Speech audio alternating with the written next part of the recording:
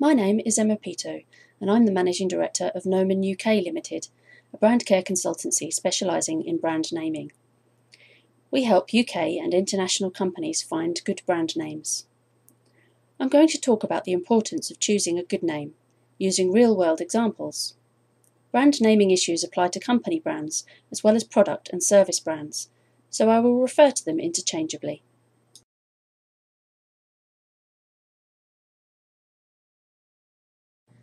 So you have a great idea for a company, product or service, and you've established that there's a market for it.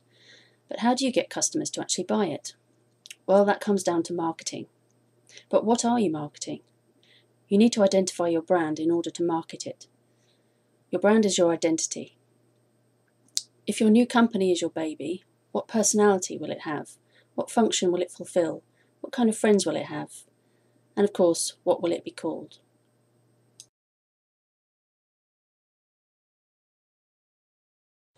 A brand is anything that communicates to your customer, anything that will be seen, heard or felt, any experience the customer has with the product, including the salesperson. The product itself makes up part of its brand, but there are other elements that you can design specifically to give a particular impression. These include name, logo, graphic elements, slogan, language and tone of voice, and mission statement and values. There are many different kinds of name: a made-up word, several words, an aspirational name, or something descriptive, or even a person's name.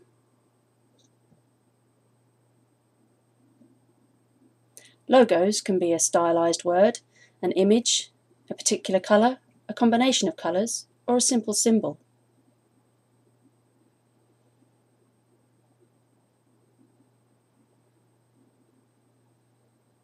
Your brand includes other visual elements such as colour scheme, font, and rules for using them. A slogan or strapline is a sentence that sums up who you are, what you do, or what you stand for. The kind of language you use to speak to your customers is part of your brand. Are you formal, friendly, technical? Your mission statement and values are what your brand stands for. Why is it important to have a strong brand? Consider these examples. As you can see, a strong brand makes your product or company instantly recognisable and familiar, even when only a small element of your brand is present. It also means that your customers understand you and know what to expect. Brands take your offer beyond functional to something that people identify with and relate to. I want to focus on naming now. There are several ways your name could let you down. I'd like to share with you some examples of names that would raise eyebrows if they were on our supermarket shelves. These names don't work because, in English, they have an inappropriate meaning or association. To be clear, these products are not necessarily intended for English-speaking countries, so I'm not really claiming that these are failed names. For the intended market, they may work perfectly well. A good name, however, can give you a significant advantage in your market. It will make your product stand out, make it desirable, and tell the customer what they need to know to make the purchase. A good name is available for your exclusive use, at least within your sector and markets, is unique and stands out from the competition, is the right tone and language for your customers, fits with your other brand elements and represents you, is culturally appropriate for your market, suits the gender of your customer if that's relevant, is age appropriate and not patronising, doesn't mean anything negative or remind you of something bad, ideally has positive associations for at least the key customers, is easily remembered and shared, will last as long as the product, surviving trends and product evolutions, and any other criteria relating to your specific business. So how do we find the right name? You might start by exploring what kind of name you want. Names could be based on the founder of the company, the service itself, some words evocative of quality in the industry, the values of the company, or something random or generically positive. How can we make sure the name is a good one? Will everyone even agree on it? When you have some candidates, there are various checks you will need to do, but one major consideration is that of linguistics. All names have linguistic characteristics. Whether it's your family name or a completely made-up word, there are linguistic considerations. The following names were thought to have problems in certain languages when they were launched. In Norwegian, Siri means beautiful woman who leads you to victory. But the Japanese alphabet has no C sound. Siri would be pronounced something like shiri in their language, and in Japanese, shiri means buttocks.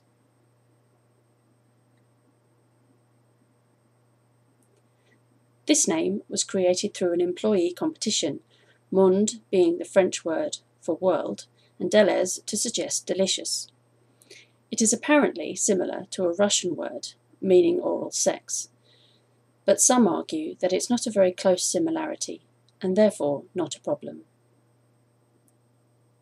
This name comes from Felis pajeros, a type of pampas cat. However, the name means wanker in Spanish. As the product was intended for the Spanish market, this is obviously a problem, and they had to change the name for use in Spain.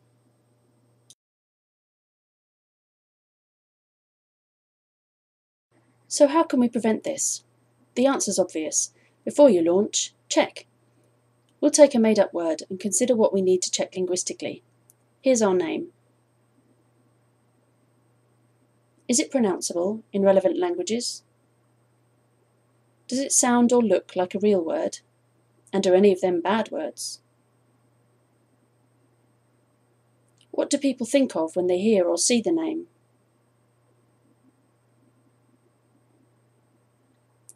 Of course, there are several other ways you can evaluate your name before you start to use it. So to recap, a good brand name should meet all of these criteria.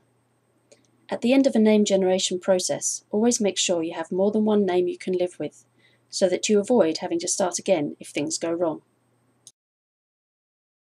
If you have any questions about any naming issues, are looking for a name, or you have any other branding questions, please feel free to get in touch. Thanks for watching.